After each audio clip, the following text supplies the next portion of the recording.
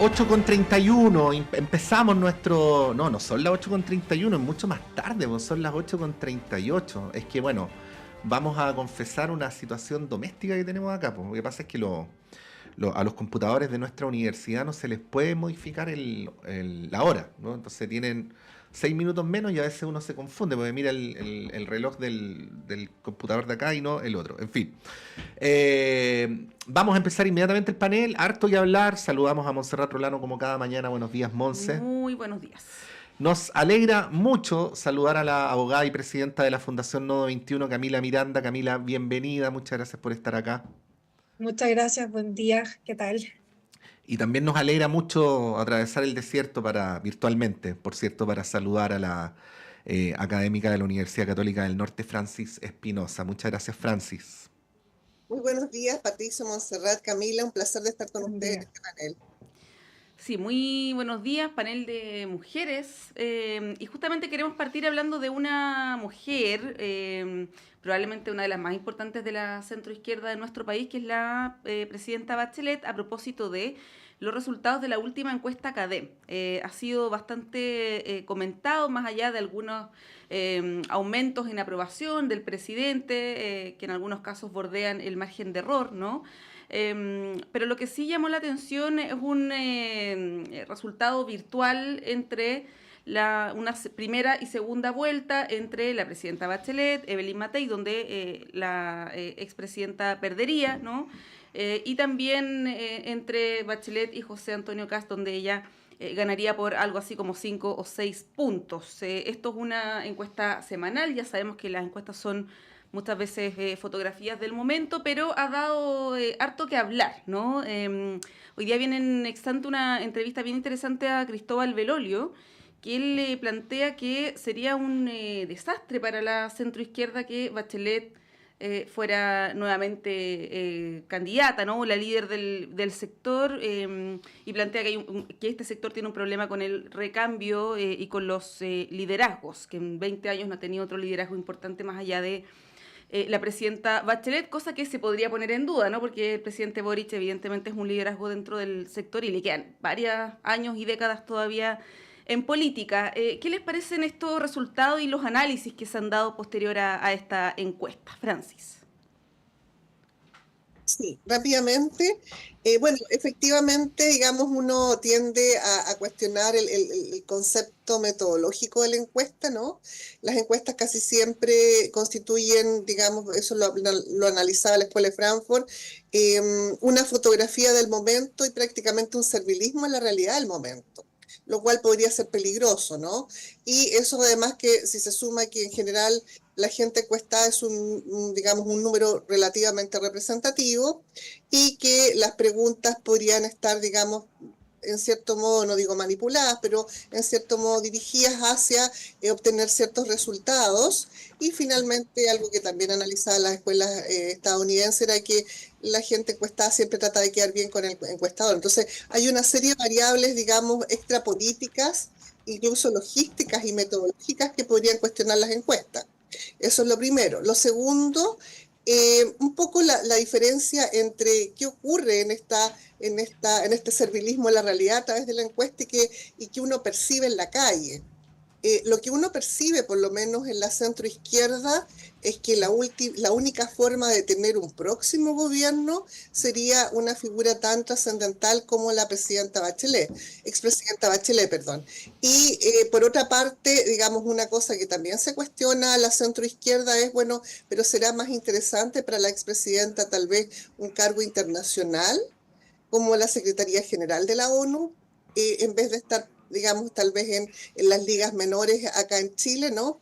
Entonces yo creo que hay una serie de elementos que se van conjugando para entender el liderazgo de la expresidenta y para, en el fondo, nuevamente hacerla competir, como la vez pasada, o la vez con la candidata hasta el momento de la derecha, y también en el fondo denostar a una e ensalzar a la otra. En su tiempo, digamos, cuando Bachelet finalmente gana la presidencia, hay un artículo bastante denostativo de digamos, de la comparativa entre las dos mujeres. Entonces, Matei era la que acompañaba, la voz que acompaña, en cambio Bachelet tenía toda la fuerza y la energía de esta concertación. Entonces, yo creo que hay una tendencia, digamos, desde una perspectiva de género también, a hacer una crítica un poco descarnada a los liderazgos femeninos.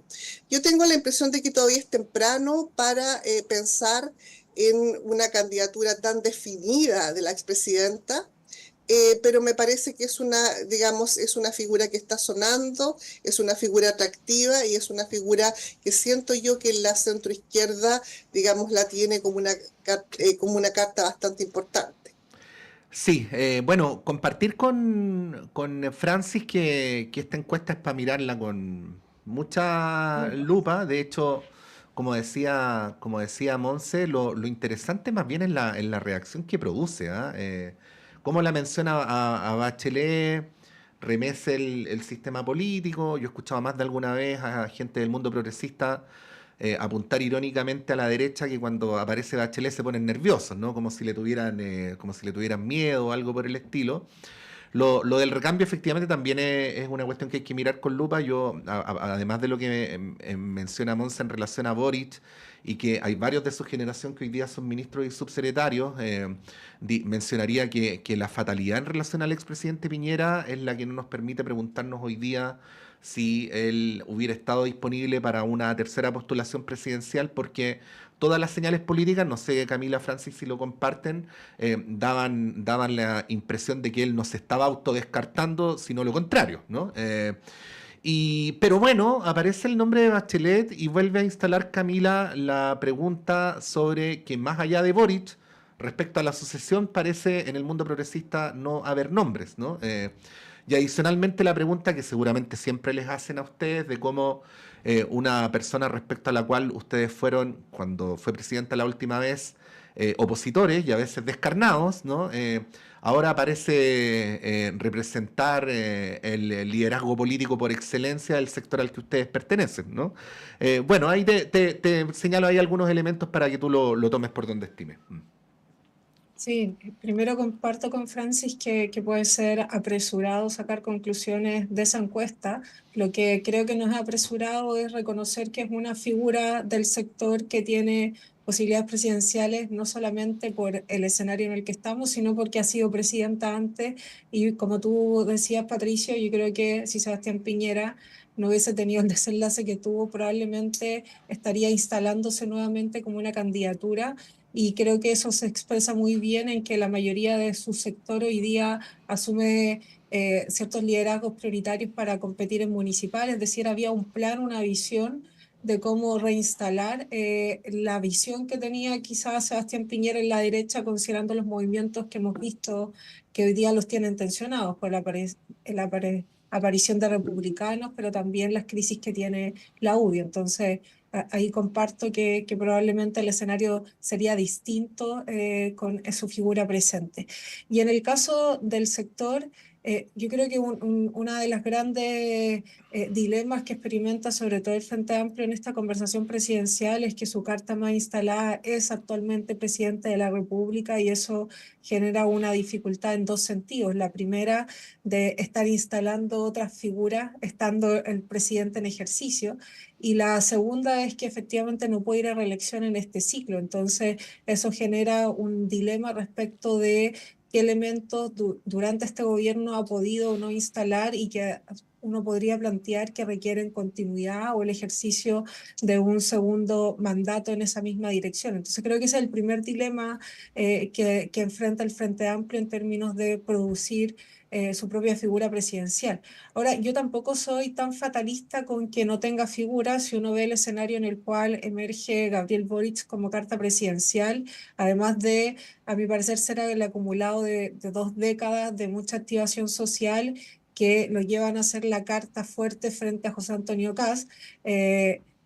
Las perspectivas de Gabriel Boric antes de, cierto, ir a esa primaria no eran ser presidente de la República en ese contexto, sino que otro tipo de expectativas, como ser senador o tener otro desenlace en términos de una carrera política habiendo venido siendo diputado. Entonces, y eso fue rápidamente constituyéndose, así que no creo que no pueda constituirse una figura emergente desde el sector. Respecto de la expresidenta Michelle Bachelet, yo creo que uno de los grandes valores que tiene para la alianza hoy día amplia, que incluye en algunos momentos, sobre todo en el pacto electoral a la democracia cristiana, es que puede generar ese diálogo amplio. No con menos tensiones. Si uno ve Bachelet 1 y Bachelet 2, también experimentó importantes tensiones en el último momento, sobre todo con ciertas expresiones de la democracia cristiana que probablemente hoy día no están en la democracia cristiana, pero también con su propio partido político. Pero es una figura que genera cierta transversalidad, porque yo creo que quiebra ciertos principios de la política concertacionista si uno lo revisita desde este momento. La primera es haber intentado en materia de derechos de las mujeres hacer un avance sustantivo, lo que a mi parecer reencuentra en un diálogo ahora diferente, siendo gobierno al Frente Amplio con la experiencia o la iniciativa que tuvo la presidencia en esa materia. Y en la otra dimensión creo que con mayores tensiones, pero desde luego es la implicancia de la gratuidad.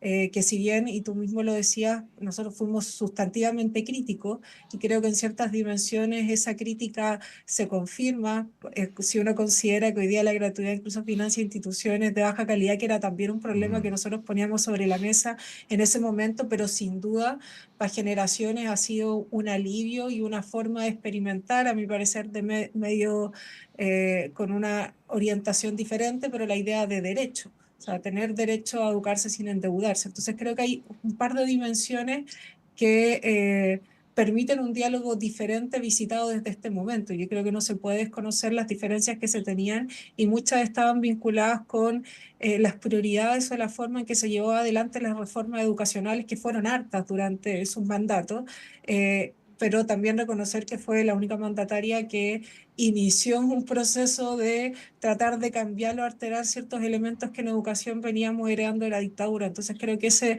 doble dimensión de análisis hace que para el Frente Amplio hoy día no sea necesariamente una oposición radical a que ella sea una figura transversal del sector, al contrario, ha ido contribuyendo con esa experiencia de sus tensiones también dentro del bloque cuando le toca en el segundo gobierno en particular llevarlo adelante, tener ciertos nexos comunicantes diferentes. Ahora, Francis, si uno ve la encuesta, no solamente la Academa, sino que otras también, Criteria, Pulso Ciudadano, la verdad es que no hay ningún representante de la izquierda o de la centroizquierda que tenga 2 dígitos de aprobación o de expectativa de convertirse en el próximo presidente o presidenta. Voy a leer solamente la última Academia, que en realidad es bien parecida desde el 2022 hasta la fecha. La primera, Evelyn Matei, que ha bordeado siempre entre el 10 y el 20 o 25%, ¿no? Ahora está en un 20%. Luego José Antonio Kast, con 14%, que también ha estado entre los 15, 20, 24%. Y luego Michelle Bachelet, que ha estado entre los 2 y 7 puntos. No sube de eso, digamos, ¿ya? Y de ahí vienen otras figuras con una aprobación más bien marginal: Toá, Vallejo, Parisi, Jadwe, Carter, en fin, todos con un 2% en promedio. Y son números que, como digo, son coherentes también con otras encuestas. Y ahí surge la pregunta: ¿qué es lo que pasa con el sector, ¿no? Con la izquierda, con la centroizquierda, quizás con una falta de liderazgos, ¿no?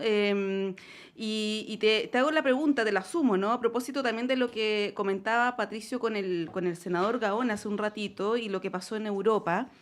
Uno se pregunta también qué tipo de liderazgo sintoniza más con el Chile actual, ¿no? Que es una pregunta que también se aplica, como digo, en otras latitudes. Parece que la derecha sintoniza más con el momento político actual del país. Y quizás las encuestas están reflejando eso, ¿no? Te lo planteo como pregunta y bueno, la palabra es tuya. Sí, bueno, la verdad es que es una muy buena pregunta porque conlleva, digamos, distintos puntos de análisis. Por ejemplo, un poco, si pudiésemos hablar de una decadencia de la centroizquierda a nivel incluso internacional, lo que decía Edgar Morán, por ejemplo, era que la izquierda siempre abrazaba grandes utopías, pero no era capaz de llevarlas a la práctica, por ejemplo. No, Ujú. no tenía esa capacidad de hacer una pragmática, una praxis, en este caso la política. Ese es un primer punto de análisis. El segundo punto de análisis pudiese ser esta vuelta a los radicalismos, que he hablado muchas veces sobre eso, y sobre todo radicalismos hacia la centro derecha y, digamos, el triunfo de la derecha en Europa, que también era un proceso que se veía venir. Se combina, digamos, con esta idea de estrategia de mano dura que pareciera ser que es una agenda que solamente está presente en la centroderecha, siendo que el gobierno actual sí ha ejercido ciertos elementos, digamos, de esta agenda. Lo tercero es que se tiende a pensar que la agenda de la centroizquierda, o las agendas, más bien, son una especie de agendas woke, es decir, de unas agendas identitarias que finalmente a nadie le importan y al ciudadano, a la ciudadana de a pie le importa, digamos, llegar a fin de mes con la billetera, digamos, digamos que la billetera le alcance, la subida del alza o el alza de las cuentas de la electricidad, etcétera, cosas como más concretas que pareciera ser que en estas luchas identitarias la izquierda se ha ido, pareciera, perdiendo. Pero también hay una crítica que se señala que también la centroderecha en el fondo se roba también ciertos elementos identitarios, ciertos elementos de estas agendas woke, ¿no? En función, digamos, que tienen que ver en función de la importancia del ser humano, de los derechos humanos y de una agenda más social. O sea, no tendría por qué ser solamente, digamos, punto de encuentro en las izquierdas, sino también en las derechas. Ahora, ¿qué momento vivimos en Chile? Yo creo que inevitablemente digamos, esta carrera presidencial igual va a pasar la boleta o la factura inclusive al gobierno actual. Y digamos que el gobierno actual, digamos, tiene lo suyo, ¿no? O sea, tampoco ha sido un gobierno que en algunos ámbitos ha funcionado bastante bien. Creo que los problemas, digamos, las situaciones comunicacionales se vuelven políticas y no ha logrado generar un relato de avance bastante significativo en temas de género, por ejemplo, en temas de seguridad social, como que la gente, tal vez el adulto mayor, en algunos espacios se percibe, pero no es una narrativa nacional en que uno entienda que finalmente este gobierno ha avanzado mucho más allá que Bachelet. Particularmente creo que sí, con aciertos y desaciertos, pero creo que no ha logrado finalmente generar una narrativa a nivel nacional que implique que es bueno que siga gobernando la izquierda. Ujú. Tengo la impresión que es eso, digamos. Sí. Camila, ¿te acuerdas que en el gobierno de Piñera se le criticaba que no tenía relato? No solamente se lo criticaba a la izquierda, se lo criticaba a la derecha. Me acuerdo de entrevista a Pablo Longueira, donde antes de entrar al gobierno, ¿no? Decía que no tenía relato, Hugo Herrera lo mismo. Bueno, de este gobierno a veces también se dice lo mismo, ¿no? Cuando hablamos de relato, lo digo, Camila, en el sentido de algo que, aparte de la agenda coyuntural, del cosismo, si se tomó bien o mal tal o cual medida, si se reaccionó a tiempo en tal o cual episodio, eh, hay un discurso que le diga a Chile, nosotros somos distintos a la derecha, eh, y si gobernamos distintos a la derecha, tenemos esto que ofrecer al país que la derecha no puede ofrecer, ¿no? Y de hecho no quiero como volver al tema, así como meterme mucho en el tema, pero al menos hacer mención en que incluso en tiempos como el de la discusión de la ley Naín Retamal, las retóricas se parecían bastante, ¿no? Entonces era difícil diferenciar. ¿Qué decir sobre esto a propósito de lo que plantea Francis? Y agrego un puntito más, ¿ah? quizás para todo lo que dice Francis Bachelet puede ser un conjuro porque sí está identificada con medidas de carácter universal, como el pilar solidario, como la gratuidad con todos los peros, Camila, que tú mencionabas, que no son en rigor políticas de esas que algunos llaman identitarias, ¿no? Bueno, sobre esos dos puntos. Sí, a ver, lo primero que me parece interesante es sobre qué tipo de figura y qué tipo de proyecto tiene la posibilidad de convocar en estos tiempos, que creo que es sumamente interesante de hacerse, porque también tengo la impresión de que después del 2019 a la fecha, si bien tiene espacio el discurso impugnador de cualquier tipo, también se agota en el sentido que ya genera cierto cansancio y hay cierta expectativa de direccionamiento, ¿no? De cierta estabilidad y certeza que no la da el quedarse donde mismo, sino que la da el tener un direccionamiento de hacia dónde tiene que ir el país. Y creo que ahí ha estado también la debilidad en las derechas de salir de el ser solo antagónico a la izquierda y que no tienen muy claro que proponerle a Chile más allá del proyecto que ya han desarrollado desde la dictadura hasta la fecha en Chile. Entonces, que tienen hay un límite que me parece relevante de mirar. No sé si Sebastián Piñera tenía una visión, un proyecto medio armado de cómo abordar eso, pero tengo esa impresión Ujú, respecto de la pregunta, porque eso efectivamente genera espacio para liderazgos que puedan plantear un hacia dónde tiene que ir Chile, no ujú, solamente, ¿cierto?, la contraposición de posiciones. Y sobre la pregunta del relato, a ver, yo concuerdo que no se ha logrado instalar un relato, una narrativa dominante de cuál es el planteamiento del gobierno para el país. Y yo lo explico en varias dimensiones. La primera es que en los distintos 2 años y medio que van, ¿cierto? Han habido distintas coyunturas que han obligado al gobierno a modificar sus intentos de relato y proposición inicial, ujú, que es la primera, es el proceso constitucional, que tenía, ¿cierto?, una visión y una propuesta de modificar el Estado y de construir un sistema de bienestar que se diluye, ¿cierto?, con el resultado y eso obliga a hacer un giro, o sea, a tratar de hacer un replanteamiento de cómo se navega en ese nuevo escenario. Luego tenemos el segundo proceso constitucional que obliga a hacer planteamientos en otra dirección y luego tenemos el asentamiento de la llamada crisis de inseguridad, que también supone otro momento de ajuste y planteamiento al país. De alguna manera creo que en la última cuenta pública hay un intento de abordar ese problema en el sentido de proyectarlo para lo que queda de gobierno y hacerse algunas preguntas que no son explicitadas, pero están implícitas, me parece, en el planteamiento del presidente, que van en la dimensión de cuál es el legado que deja. Y creo que, claro, una tiene que ver con el eje de igualdad, como decía Francis, que creo que es bastante, o sea, está bien nutrido de elementos para afirmarlo, tanto en el caso del pago efectivo de pensiones de alimentos, la discusión de cuidado, en las bandas horarias en conciliación del trabajo y la vida personal y familiar. O sea, hay hartos elementos en esa dirección, hay otros elementos en la dimensión de las condiciones laborales, y hay elementos para construir, pero diría que el que queda como remanente y que tiene quizás la condición de abrir una conversación de continuidad es el asentamiento de alguna conversación sobre tipo de desarrollo, que creo que estaba ausente también en el planteamiento más inicial de lo que se caracterizaba como los planteamientos del Frente Amplio, que tiene que ver justamente con haber abordado cómo sentar bases para diversificar la matriz productiva, para abordar desde otra mirada el problema de la desigualdad.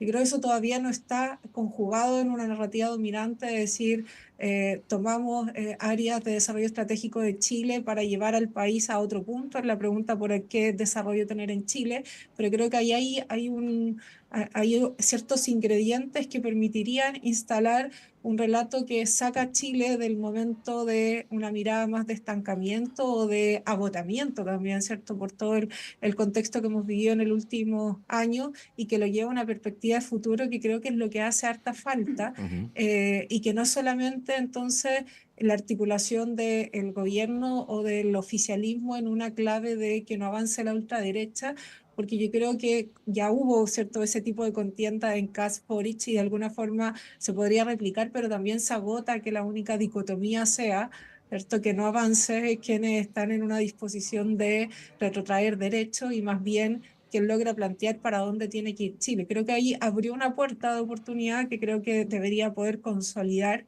y que de alguna manera, entiendo que lo vamos a tratar más adelante, pero en las giras que empieza a tener el presidente tiene la perspectiva de ese tipo de teclas, para dónde tiene que ir Chile y por tanto con quién tiene que construir alianza. Sí, bueno, vamos a hablar de eso también, pero tenemos que hacer un breve corte cuando son las 9:03. Hacemos un breve alto y a la vuelta seguimos hablando de la gira, ¿no? Y todas las implicancias que además ha tenido este viaje que terminó ayer. Hoy ya llegó el presidente, de hecho está en una importante reunión ahí con el presidente uruguayo. Oye, paréntesis, yo no sé el presidente qué onda con el jet lag, porque llega y inmediatamente se junta tempranito con la calle Pou, que está acá en Chile, y luego se va al sur. Y luego se va al sur, va a estar todo el día en el sur. Bueno. Así es, hacemos un breve corte y volvemos en unos minutos.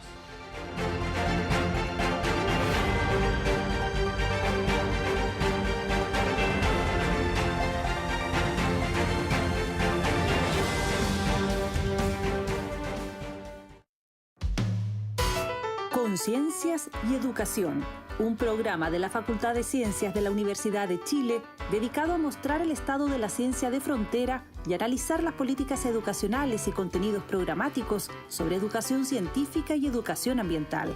Hola amigas y amigos, soy Raúl Morales Segura, decano de la Facultad de Ciencias de la Universidad de Chile y deseo invitarles a acompañarnos en nuestro programa Conciencias y Educación cada viernes a las 12 horas en Radio Universidad de Chile. Conciencias y Educación, un programa para una ciudadanía más demandada en los avances científicos, tecnológicos y ambientales, en el 102.5 FM y radio.uchile.cl. Hola, soy el periodista y locutor Luis Hernán Schwaner y quiero invitarles a compartir cada viernes a través de Radio Universidad de Chile el Último Café. El Último Café, cada viernes a las 22 horas en Radio Universidad de Chile, 102.5 FM y en nuestra señal online en www.radio.uchile.cl. Recuerde, El Último Café, cada viernes a las 22 horas en la radio que piensa. Usted está invitadísimo a compartir con nosotros El Último Café.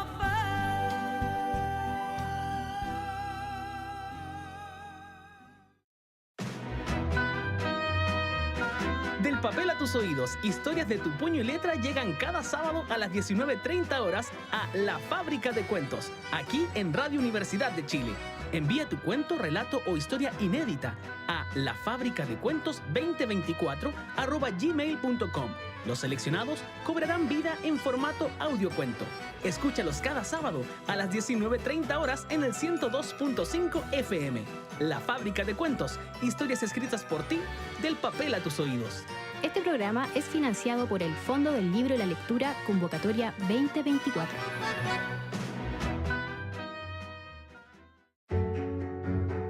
No te pierdas Debate Social, el programa de conversación y debate que analiza la realidad nacional, especialmente en el ámbito social. Hola, soy Luis Messina, conductor del programa Debate Social que todos los días viernes a las 16 horas se transmite a través de Radio Universidad de Chile. Te invitamos a participar y a escucharnos. Acompáñanos y sé parte del diálogo que marca la diferencia. Viernes, 16 horas, en Radio Universidad de Chile.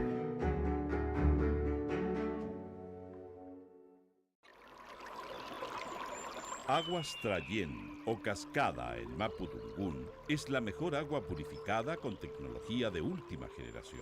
Para más información, visite su página web www.aguastrayen.com. Radio Universidad de Chile, tu conexión privilegiada con la música nacional, galardonada como radio fundamental de la música chilena 2024.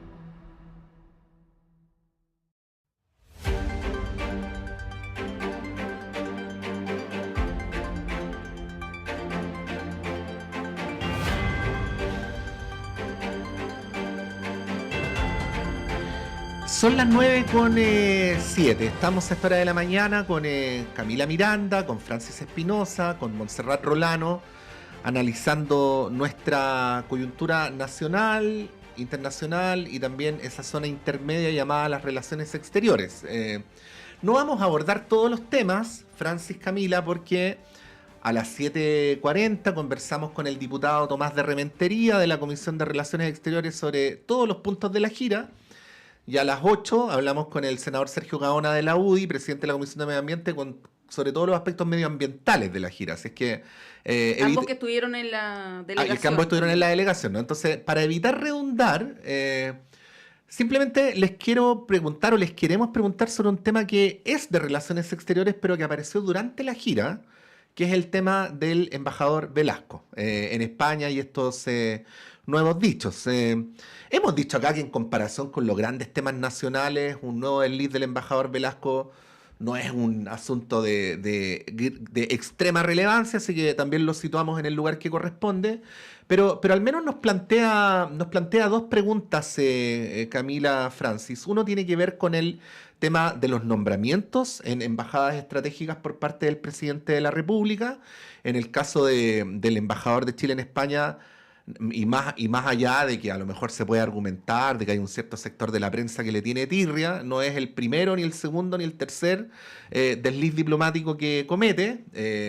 Podemos agregar también la situación del Reino Unido, que fue bien excéntrico el modo en que se desempeñó aquella representante diplomática y algunas otras cosas, ¿no? El viejo señalamiento que se hace desde la Academia Diplomática de que se privilegien diplomáticos de carrera, pero al mismo tiempo que cuando sean representantes políticos, que sean personas de un cierto tonelaje que garanticen un buen desempeño, ¿no?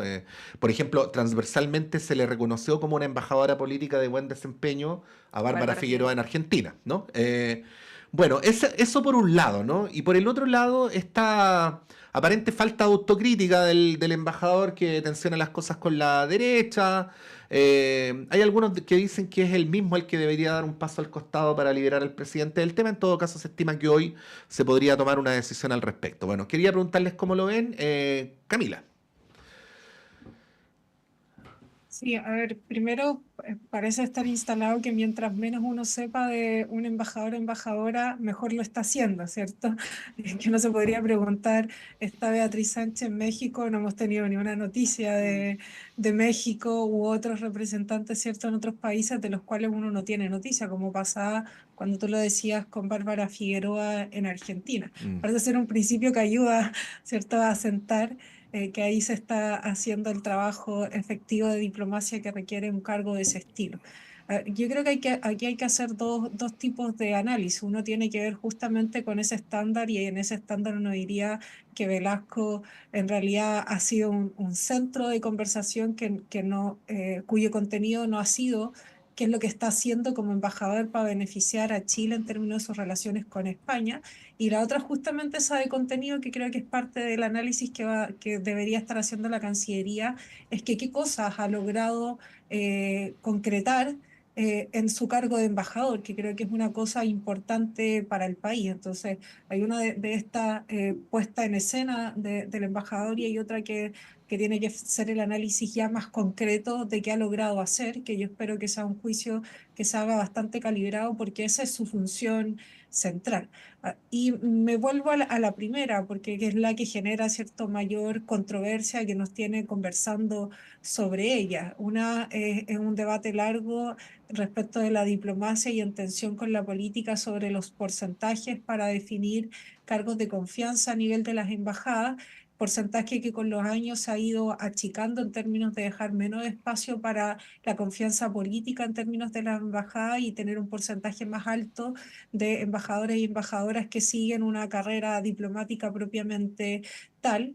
Y ahí calibrar, ¿cierto?, ese marco de discrecionalidad de en qué embajadas sí, en qué embajadas no tener cargo de confianza, tiene que ver también con dónde están las relaciones estratégicas del país. Si tú ves las embajadas que en general los presidentes de la República usan para hacer nombramientos que tienen un carácter más político, tienen que ver con embajadas donde hay una relación, a mi parecer, más cercana y también estratégica con el país. Por eso países como Brasil, México, que son cercanos y grandes en la historia de Chile, pero España, Inglaterra, Estados Unidos, no, en esos lugares no son nombrados ciertos funcionarios de carrera y son políticos abiertamente quienes son nombrados. Creo que esa es una dimensión de la conversación.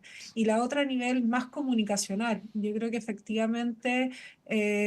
y quizás también hay un contexto no lo digo como persecución, pero atención privilegiada, cuando alguien se manda ya una equivocación, tiene la lupa puesta encima y por tanto tiene que tener mucho más cuidado con cuáles son sus dichos, cuáles son sus prácticas y cómo comunica. Yo creo que ahí el embajador Velasco no ha tenido del todo el criterio más afinado para desenvolverse en ese plano y generar la conversación que genera. Y la otra dimensión tiene que ver con el componente que se ha empezado a instalar de la dimensión de las amistades.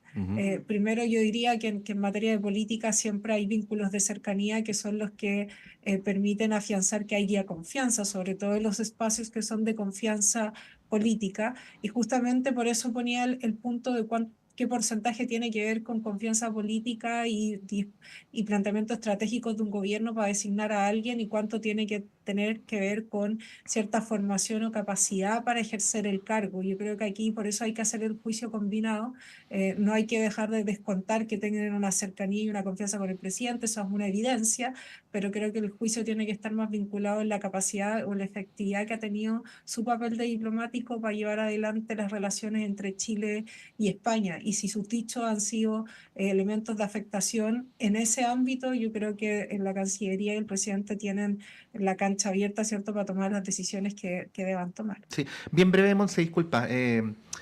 Por lo menos en el enunciado de mi pregunta no hay un cuestionamiento al hecho de que sea un nombramiento político, ¿ah? Porque de hecho tradicionalmente los embajadores de Chile en España han sido políticos.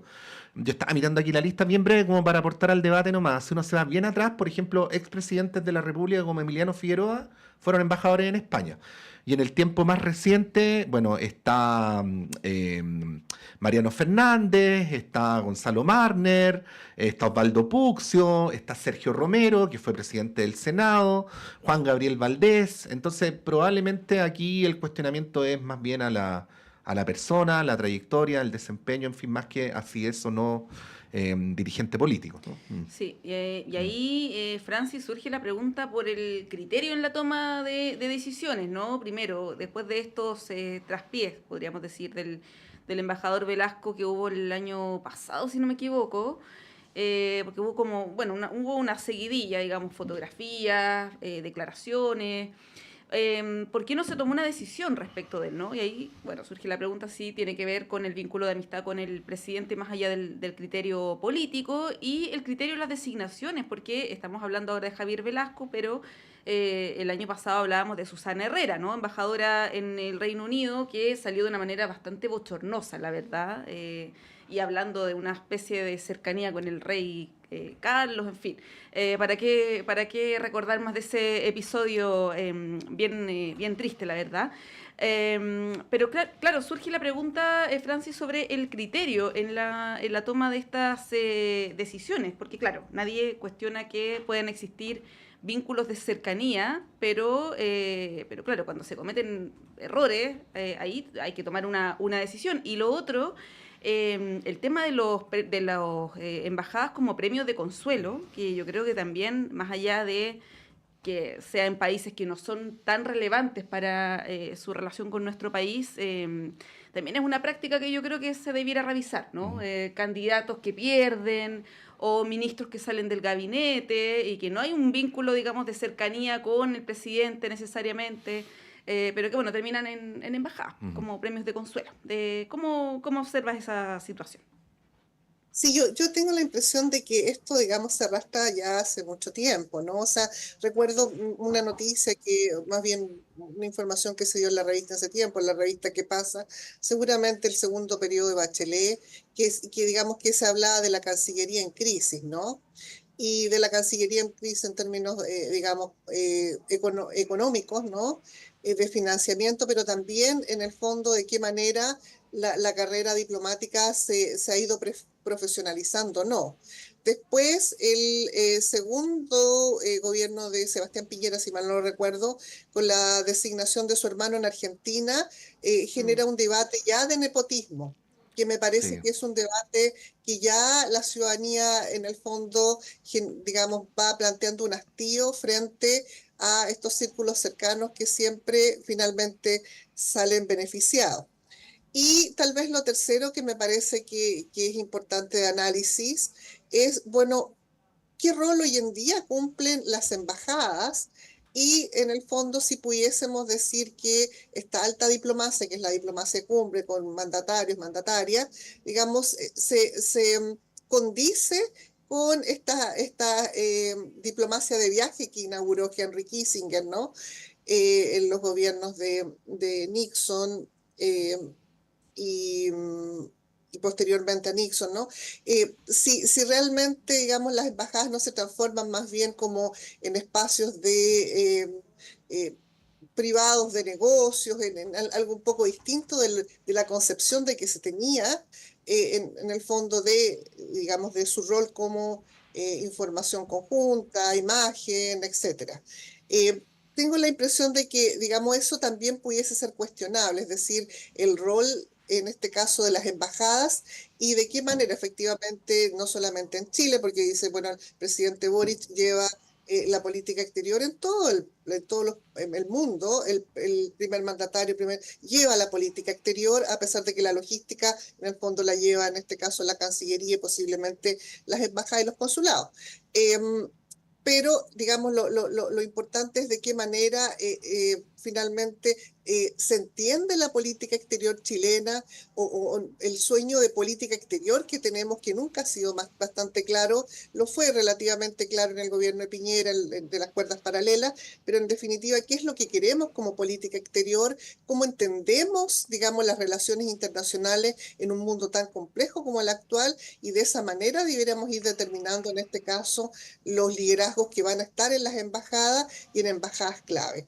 Y con respecto a los premios de consuelo también, o sea, no puede ser que, digamos, que embajadas que tengan características tal vez menos importantes para las relaciones multilaterales y bilaterales de Chile no sean consideradas también como espacios estratégicos. Creo que la problemática está en cómo concebimos nuestra política exterior y de ahí, independiente, digamos, de la cercanía o no, desde las confianzas, generar perfiles que finalmente contribuyan y no generen esta speech diplomacy, con esto termino, es decir, cómo esta diplomacia, el discurso, finalmente impacta la gestión, en este caso la gira del presidente, y también la imagen del país. O sea, finalmente los embajadores están para todo lo contrario, ¿no? Para generar justamente una estrategia de imagen país.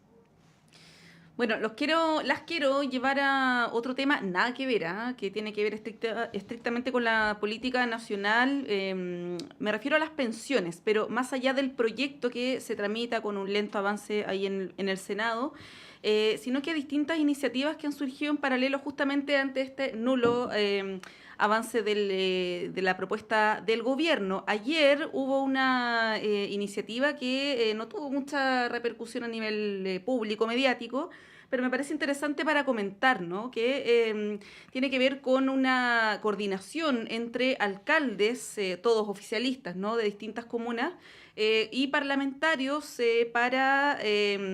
con distintas herramientas como plebiscitos, cabildos, recolección de firmas, hacer una especie de consulta respecto de cuál es el sistema de pensiones que prefiere la ciudadanía. Esto, bueno, puede ser un arma de doble filo, porque sabemos que en las encuestas hay una preferencia, no es aplastante, pero una preferencia mayoritaria por la capitalización individual, pero abre el debate, que es siempre sano en un contexto, como digo, donde las conversaciones en el Congreso están súper trabadas y entrampadas. Camila, ¿cómo ves esta posibilidad de hacer partícipe a la ciudadanía también de una decisión, o más bien de una posición, ¿no?, sobre el sistema de pensiones, y esto en el contexto además donde se está debatiendo en el Congreso sobre la posibilidad de impulsar nuevos retiros? y donde hay una moción también de parlamentarios comunistas que plantea justamente esta elección entre el sistema de reparto de las Fuerzas Armadas y el sistema que tenemos actualmente. Sabemos que el sistema de reparto entrega muchas mejores pensiones, tiene una tasa de reemplazo muy alta, y ahí también está el juego, ¿no?, que se hace respecto de esta posibilidad de elegir. ¿Cómo ves este debate y esta estrategia, podríamos decir, ¿no?, del oficialismo para instalar el tema previsional?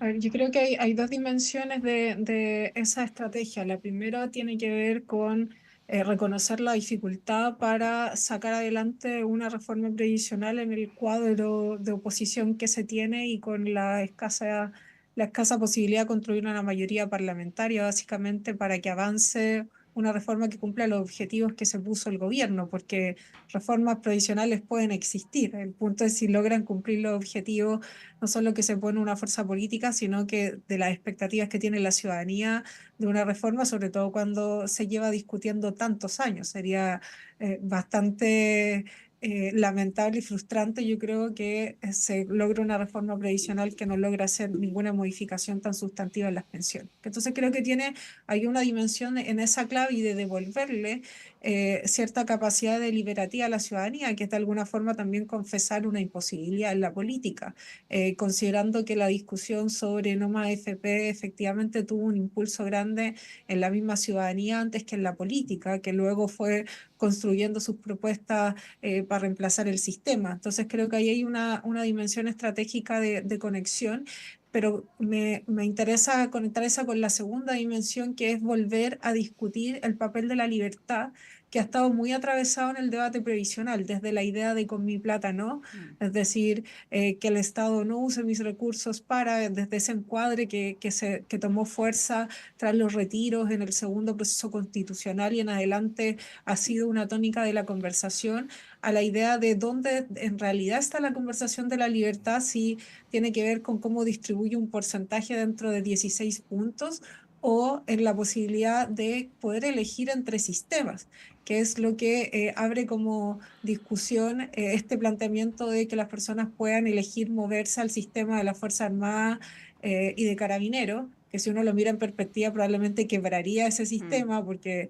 está pensado en cierta escala de remuneraciones, en cierto contingente propiamente tal, pero que por supuesto implica un gasto público bastante creciente y es legítima la pregunta de por qué ese gasto público no se hace respecto de las pensiones del resto de las personas, ¿cierto? Entonces creo que instala otra cancha de discusión sobre la dimensión de la libertad, que no solamente cómo se gasta un poquito más de mi dinero pensando en los ahorros previsionales, sino que en esta otra cancha.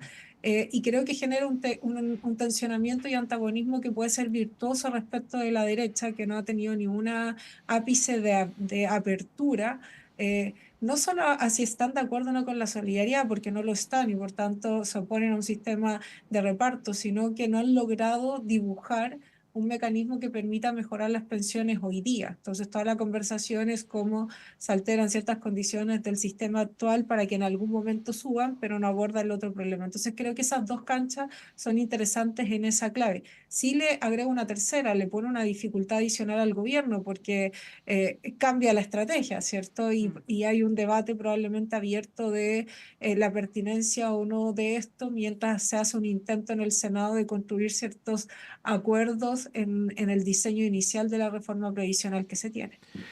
Sí, pues bueno, la pobre palabra libertad que se usa para todo, ¿ah? Se usa para una cosa y para la contraria. Francis, a ver, como dice Monse, la derecha hoy día tiene el poder, ¿no? Y digo, en el Congreso Nacional, quiero decir, para efectos de este tema. Pero además en la vieja concepción del poder, cuando uno tiene el poder no tiene que dar explicaciones, ¿no? Y a mí me da la impresión, opino, que esto es lo que ha ocurrido más o menos con la participación de la derecha parlamentaria en el debate. No la he visto muy exigida tener que dar explicación de cuál es su propuesta, su contrapropuesta, de qué manera ellos tienen una alternativa que contribuye a mejorar las pensiones.